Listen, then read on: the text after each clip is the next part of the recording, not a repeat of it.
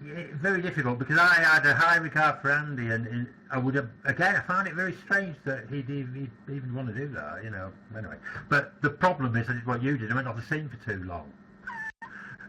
He probably thought I wasn't coming back, you know, and yeah. Anyway, but let's go in a different direction with this, Kevin. Now, yeah, because I'm sorry about that. Really, I'm sort of going in a direction we don't need to. Yeah. So you talked a little bit about Warminster there, about all the things that you know that were happening. Actually, it's a good thing to actually attach it to, in a way, what we've just been talking about. Do you think then that there's been any sort of cover-up in Warminster of anything then? Do you think that? I don't think so. I mean, Warminster is a garrison town anyway, Right. in so much that you've got what was the School of Infantry. It's now been rebranded for the noughties as the School of Land Warfare. Now, you know, a lot of skeptics would say, yes, what was being seen with the army on manoeuvres, you know, sort of experimental military technology being tested. Yeah. But I'll tell you two stories. The first one is that I was contacted by two separate people a couple of years ago who were based at the bases in Warminster around the 70s. And they themselves, you know, the one guy actually used to go out on what was known as stag duty, which is basically guard duty. Right. And, you know, and they were bored.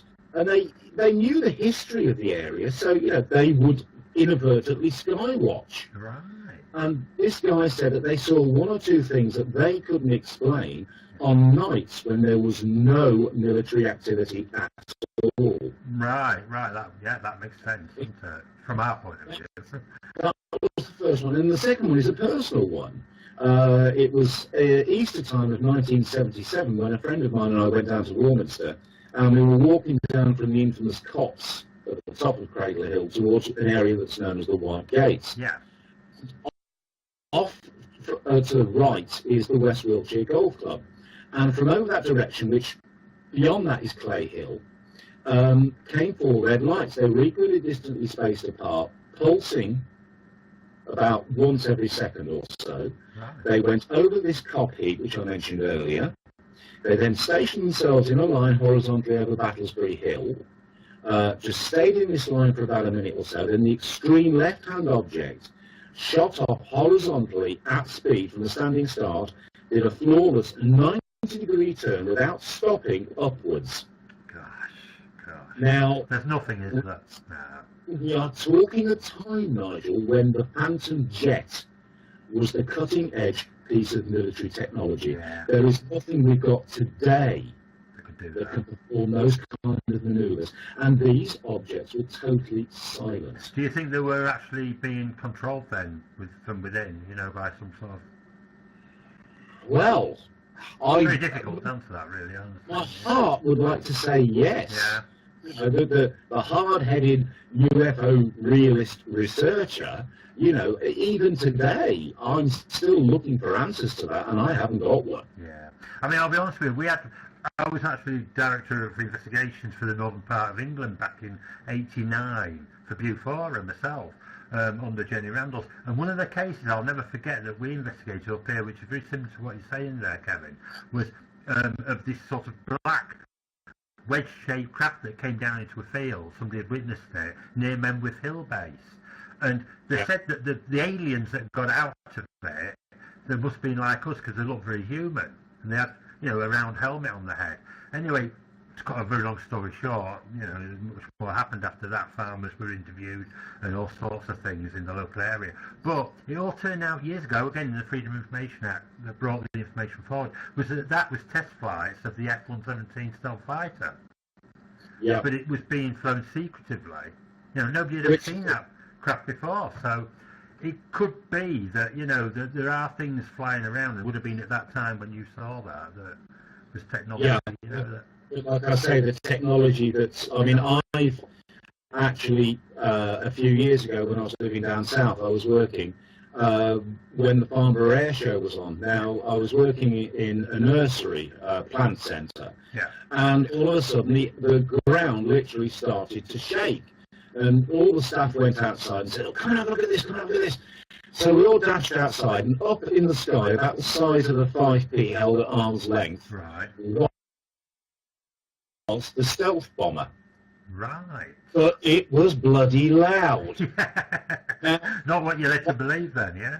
Exactly. Now, you see, a lot of people tend to think stealth bomber, silence. Yeah. No, it gets the name from stealth because it is supposedly invisible to radar. Radar, exactly, but it still makes a racket, yeah. Exactly. Now, you were talking about the triangular-shaped aircraft. Now, the area of the country I live in now, which is my home area, sort of by birth, is the West Midlands. Yeah. And there is a very famous UFO around here called the Dudley Dorito. That's right, yeah, I remember it. Now, apparently it was seen a few weeks ago. Now, people again, not skeptics, but people just in the street will say, oh, it's secret military technology. Yeah. Well, why the hell are they testing it over one of the most densely populated areas of the country? Yeah, exactly. They don't ask that question. Again, trying to show you that these things are replicated all over the place. Up here in Yorkshire, a place near a little village called Menston, near Ilkley, we had this Dorito type, wedge UFO appearing, but a couple of people that have seen it sort of in the 1980s, 70s, and actually the same person at the same location saw the same thing appear when she was a little girl, 6 years old, back in the 1930s. So there's something more going on there with that wedge-shaped craft. It's almost like a time-travelling thing, or I don't know. But that would rule out it being anything that we've got that we know of that can do that. Well, of course, I mean, the whole UFO subject has evolved over the last 100 years, because obviously your man in the street, will probably think UFOs were seen after the Kenneth Arnold sighting in 47. Exactly. But you've got Scandinavian rocket scare. Yeah. You've got the American airship scare, in the 1800s. So the whole thing, it's almost mirroring our technology, but sort of 10, 15, 20 years in advance. I agree with you. If you look back on the ufological record, that's exactly what it does. It's almost like science fiction that we see as science fiction soon becomes science fact, doesn't it? Yeah. And there are all sorts of theories on that, that we could blow our minds with, really, from, it being literally time travel, as I just mentioned, or that we're creating these things ourselves, just literally by thinking these things up as science fiction, the whole consciousness of the thought basically becomes fact eventually. Here's a question I want to ask you. Right. The occupants of the craft, up until the mid-70s, 9 times out of 10 were always the Adamski pure blonde Aryan type characters. Then suddenly, Spielberg releases Close Encounters of the Third Kind, and from that day on, they've been the archetypal greys. That's strange. So where did the Aryans go? Exactly. And if you look back, Kevin, and people that do the research will see this, before that, you're right, the predominantary ones were the Space Brothers, the Aryans, the Nordics, that type of thing. But if you look back to the 60s and 50s, into that era, a lot of them were actually robotic. Like we find on the day the Earth stood still, that type of thing. Almost like robotic entities coming out of it, It seems to be a cultural consciousness thing. And I don't know about you, my theory on it is, let's say you're asking me about my theory, Kevin, is that I think, I'm not saying one phenomenon is behind all of this, but there could be several phenomena at source. But at least one of those sources, I think, is presenting itself in a way that we understand or can understand. So it does change with our expectations. Absolutely. I think again, to take that one step further, I think it's a case almost that we see what we want to see, so that not that we can believe it, but we're comfortable with it. Exactly. Yeah, I fully agree with you there, Kevin. Because we have to be to accept it. It's a human, failing really that we've had in the past. Of whenever we don't understand, we tend to destroy. And I think that some kind of phenomena out there is aware of that. So it will try to present itself. I mean, it's crazy at times, as you know. If you've read Communion, anybody out there, and Kevin, you're aware of the book Communion by Whitley Strieber, before he actually sees the grey entities, in his story of how he encountered these things, he started seeing owls, didn't he, appearing with big black eyes. Yeah? Well, I've had that experience myself, a couple of times in my life, right? And I know when I see these owls that they're not real. They almost look sort of like projections, like holograms. They don't look real solid objects. But I know that they're not that either. I know there's something else. It's really odd. You get a knowing as you watch it. And I do believe, again, that these entities can shapeshift.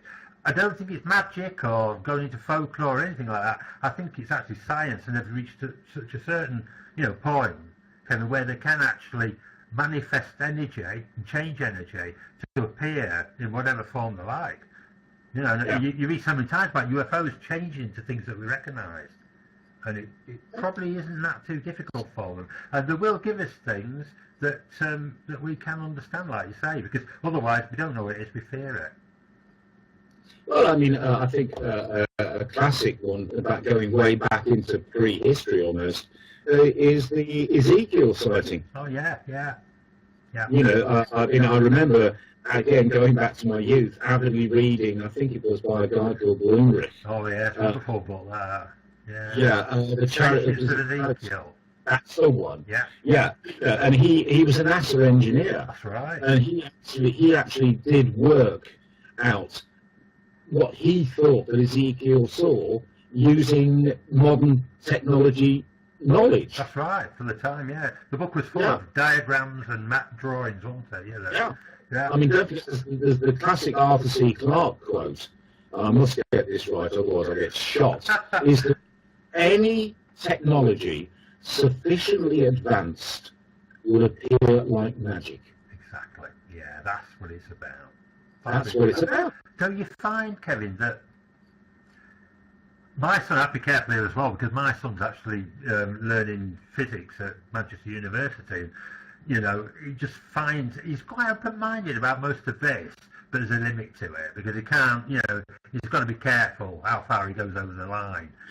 It's always been that way, Anthony. It's a shame. I keep telling him, forget the line, be a heretic if you need to be, and go forward with this, That's the way you find things out. But don't you think that it's, I don't know, it's not magic as such, it's just that it's just like taking things back in time. You mentioned to me earlier in our conversation, and I'll let you repeat it, about the car incident. If you took a car engine back, to the caveman days, basically, they wouldn't have a clue, would they? They'd see it as magic. No, it would appear to be magic to them. And of course, the other thing is, and no disrespect to your son, is that if he was to see disrespect him as much as you like, Kevin, he ain't here yet. All right. But, yes, probably listen to it later. Yeah, he will do. Then that's where the problem starts. No, go ahead.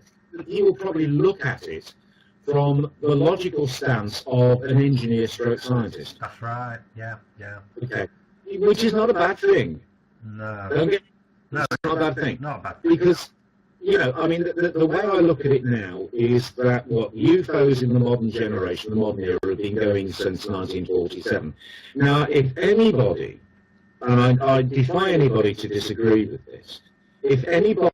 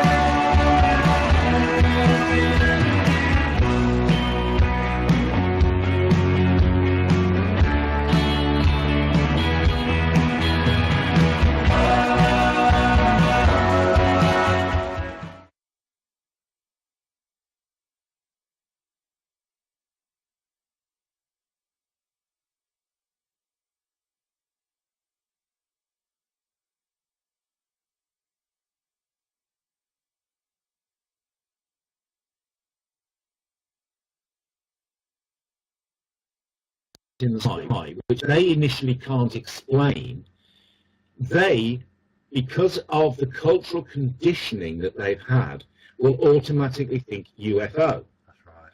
UFO will then automatically equate to flying saucer. Flying saucer will then equate to little green men. Yeah, exactly. You know, and that is it's the sort of thing that we've got to almost condition out of people now. Yeah, you're dead right. You're dead right. The problem is, though, and I don't know whether this is actually purposeful or whether it's just by accident or not. The good thing that I thought this might be happening, but my son has actually confirmed it from university, is that we're in a bit of a sorry state with science, because all that they're prepared to do when they're teaching the youngsters of today this is that the what I call repeaters. They're just repeating everything that's ever been taught before. And not really. I know they are making scientific advances, you know, in various fields, but it's almost like you're not allowed to start off from any viewpoint apart from, you know, like Newtonian science and all this sort of thing. You've got to. I know the building blocks, but you've got to. You're not allowed to have a free thinking sort of attitude with it. You know, you can't think outside of the box. Exactly, and that is such a shame, Kevin, because if people were allowed to ask questions that I know, right? I've asked him this. He'll tell me they're not allowed to ask them sort of questions because they don't have the answers. That's the problem.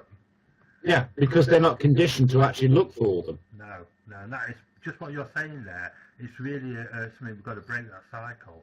And I keep saying to my son, the problem is you're not a dreamer. And he just looks at me with glazed eyes and thinks, "What do you mean, Dad?" Like that, you know. I'm sure you understand what I mean. Yeah, but that isn't that. Shall we say that is the age he's at? Exactly. What's your views on this? Because I can see that you're a deep thinker, Kevin. Just, you know, you can see that definitely. You know. You mentioned the Roswell incident. Everybody on here will have heard. I would imagine would have heard of the Roswell, you know, UFO crash in 1947 at some point.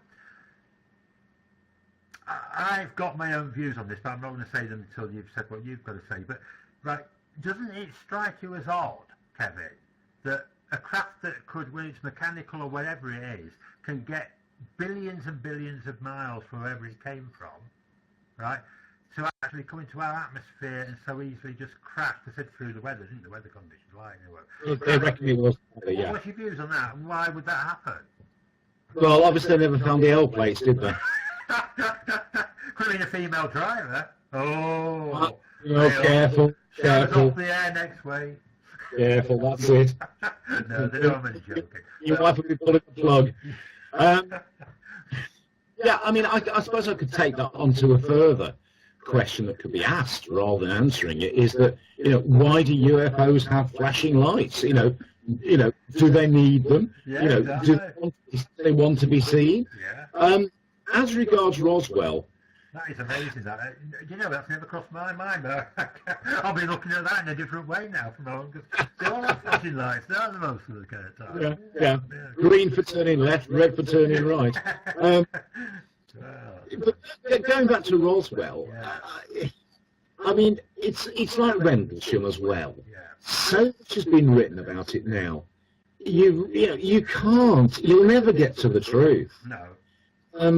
You know, again, you know, the romantic side of me wants to think, yes, it was a crashed UFO, you know, and then we're going to start getting into the very tricky waters of conspiracy theories and everything else, which I don't subscribe to. But yeah, if it happened, it happened. If it didn't, then somebody somewhere ought to be congratulated for perpetuating a myth that's now been going on for 60, 70 years. Yeah, I understand that, yeah. Let's just suppose, and it's hypothetical this, obviously, that a craft did crash there. Call it a UFO, a flying saucer, whatever, it doesn't matter. It did crash there, Kevin, though. What I'm really getting at is that, I know it's hypothetical, it's got to be, because there's no definite proof at all that anything came down there, really. But can you not see the point I'm trying to make is that how would an advanced technology, don't you think it really does question whether the thing is fake or true to such a high degree? Just the fact that they're mentioning that it was brought down by the weather. Yeah, I see where you're coming from, and to be honest, I don't think I've got an answer to that one. I mean, technology goes wrong no matter what. Yeah. You know, I mean, I'll give you two examples now. 1912, the Titanic. You know, it was the marvel of the age. It was a feat of engineering. And as somebody once said, if it's made out of iron, it'll sink. Then, you know, then you've got Apollo 13. You've got the shuttle disasters. You know, technology. Yeah, they're not flawed. Technology. I suppose what I'm trying to say is that technology is not infallible. Yeah. You know, and I mean, it could well have happened. Yeah. There's a viewpoint on it that I'd like to just throw in the mix for you to have a little consideration about, really, which is never ever talked about, but it just seems quite feasible to me. You can say, well, that's way out and idle, and you know, that's for the next half hour if you want. But I can look at this. People have said to me, well, did they find the bodies, blah, blah, blah, blah, blah. If you understand that everything is energy, which I think advanced beings have a good grasp on that, definitely. We're just beginning to know it, or to understand it. It could possibly be that the Roswell thing, if it happened, could be self-sacrifice, so that we were given technology, you know, for us to understand, because there's certainly, from Corso's books and things were projected quite quickly, weren't they, in certain fields. Yeah. Talking about fibre optics, night vision, all that sort of thing and that. Yeah. But it wouldn't mean that in the way that we would have to give our lives up.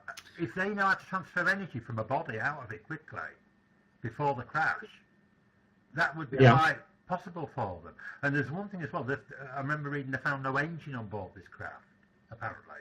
And they were stumped at why it didn't need a power source if it had come all these millions of miles. There were just handprints on the console where they put the hands. This is all, you know, it's just from testimony. I'm saying it's hypothetical. I don't know if it's true or not. But if that did happen, I can see, again, it's all to do with energy, that just like when you think about walking across a room, you can command your legs without thinking to do that. Yeah. I have a feeling these craft are able to be piloted, and that's why they can make amazing turns and things by just thought power. It's quite possible that they are sort of bioengineered. Yeah, exactly. You know, and obviously that the power source is from the crew itself. That's where I go with it, to be honest with you. Yeah. That's no proof. It's a theory, isn't it? We don't know, you know. And there isn't the right lot to back it up, to be honest with you. But I mean, you could be right. You know, I mean, we don't know, and I don't think we ever will, sadly. Not in this part of our evolution, no. The other way you've got to look at it is that you touched on this earlier on, that possibly UFOs are time travelers. Yeah. Now, you are creating a paradox here, because if they've come from the future, they will know that the Roswell crash happened, so therefore they have got to make the Roswell crash happen. Exactly. Yeah, I know. So, you know, you see where I'm coming from. I'll be honest with you, again, we talk about time as linear, don't we, all the time? And time travel sort of rules that out to some extent, because it makes it more than, you know, a circular motion. It makes it a never-ending sort of aspect of travel. But the thing is that if we talk about sideways, you mentioned sideways earlier, if we talk about sideways through dimensions, it becomes totally different then. Because then you're given lots of different possibilities of how something can happen. Yeah. Yeah, do you understand? Yeah, you can come back, and it doesn't necessarily have to mean that Roswell would happen exactly like that. And you could probably view it happening differently. And that's really odd. Yeah, you know, I mean, where I'm coming from with that, yeah, I can see. And I mean, again, going back to, you know, the other famous case, Rendlesham, you know, and that, because they're obviously pivotal moments within the field of ufology. So they have to happen. Yeah, that's right. Yeah, definitely. Yeah, it's almost like they spur on as well, don't they? You know. Yeah. The next, like you said, the next generation of looking at the subject in a certain way. I don't think the subject of portals has become, not because I got involved in it. I didn't realise when I started looking into this portal here that it would become, you know, as important enough. But now when I look at, we run this opening portal site which shows on, there are thousands of people over the world, and it's become quite a major aspect of ufology, really. It's strange. The spaceships as such and the UFOs are taking a bit of a back seat, and it's now talk about ETs just coming through the portals. Well, I mean, I firmly believe that Warminster was a portal stroke window area. Yeah, definitely, yeah. You know, the South Wales area was a portal. Yeah. Bonnybridge, the Pennine Corridor, you know, and possibly even the Banbury flat was all yeah, to that do area, yeah, too, yeah. yeah, Yeah. with portals. Now, whether these portals are fixed points or they can migrate to other areas, Yeah. I don't know. Yeah. It is interesting, though. I mean, would it make us reflect then on what UFOs are? You know, if we understand this, maybe the UFOs aren't craft at all. They're actually the beings, but they expected us, because we didn't understand about dimensions, that something would come through the sky because we were flying through the sky ourselves. Which again projecting through the portal too. Takes me back to what I said earlier on about, you know, it's a frame of reference which we are comfortable with. Yeah, yeah, definitely, yeah. And it's a progression, isn't it, all the time, Kevin? Yeah, yeah, amazing stuff. Yeah. Anyway, we've gone way off track, haven't we? And you were explaining what I'd like you to. No, it's brilliant stuff, though, and I'm sure people that are watching this will be fascinated. And what I'd just like to say at this point, while I have a little break here for a second or two, Kevin, is that Kevin, do you want to mention your website? I'll certainly mention it again at the end of the show. Would you like to just sound out what it is? Right, it's www.ufo-warminster.co.uk. As I said earlier, it's the repository for a lot of information about Warminster. We've got scans there of some of the local UFO magazines that were there, Peter Paget's Founding Journals, UFO Info, the late Ken Rogers newsletters are on there. You know, it's a good reference stroke source material. Yeah. And there is also a Facebook page, UFO Warminster, which is a little more, shall we say, light-hearted. Yeah, that's good, yeah. You know, we don't mind taking the mickey out of that. It sounds like our opening portals one. Maybe we should link them up together somehow. You know, we'll try and get some of our viewers and members of opening portals back to your page as well. Yeah, yeah. Because I can recommend. I mean, I've heard of you, Kevin, before in the past. Obviously, you know, through lots of different avenues, doing talks and things like that. And I've heard about you, and I've actually followed some of your work as well before we even met up for this interview. So I can recommend to people to actually look at what you've actually done up now. Now, can you mention a little bit more at this point about your book? You've got a book, haven't you? Yeah, my book's UFO Warminster Cradle of Contact. It's available via Amazon or John Downes' CFZ organisation. It's basically, well, I'll tell you a little story about it, actually. I started writing it in 1983 when I was up, believe it or not, in Yorkshire with my late wife, who was then my fiancée. Right. And I ran out of steam, basically. And that's about the time when I started to lose interest in ufology. And then, sadly, in 2003, my wife died. Yeah. And we just recently moved, and I was going through some of the boxes. And at the bottom of one of these boxes, I found this yellow manuscript, which I swore blind I'd thrown out. Right. And I sort of looked at it, and I thought, you know, I could do better now. You know, I've got a better command of the English language, although Steve Dewey, my co-author and editor, would probably disagree with that. So I set about rewriting it, and I'd met Steve many, many years ago in Warminster in 1976, and it was via the internet that I got in contact with him. But anyway, cut a long story short, the book was published. It was originally self-published, sold all the copies out quite quickly, and I sent a review copy to 14 Times, not ever expecting to get it reviewed. Yeah.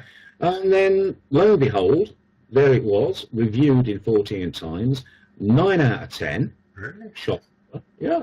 And the reviewer, how did he put it? He put it as a non-fiction Catcher in the Rye, but written by Adamski.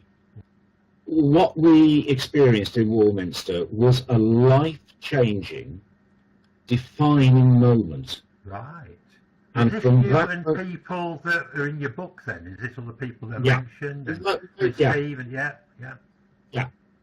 You know, I mean, as I say, we saw and experienced some very strange phenomenon. That has stayed with me to this day. Yeah. You know, it's something that I will never forget. Have you not seen things like it since, or no, never, no. No. I think Warminster possibly had a purpose. Yeah. Whether myself and my friends were part of that purpose, I don't know. Right. But just after we had all these weird experiences and everything else, the town then started to become ufology dormant. Right, that's interesting. You know, It has so remained for, you know, how long since then? Since sort of, we say the eight. No. well, we're talking the early 80s probably. Right, yeah. You know, you've probably got more chance of seeing a UFO in Dudley now than you have in Warminster. Well, I must admit, when I was reading The Flying Saucer, that would be in about 1981, it seemed like I was just reading, obviously I was reading about things in the past, but there was nothing there in the present going on. Very little from that time, you know, sort of, from sort of 79, as I say, it was starting to die off, definitely. Yeah. Definitely.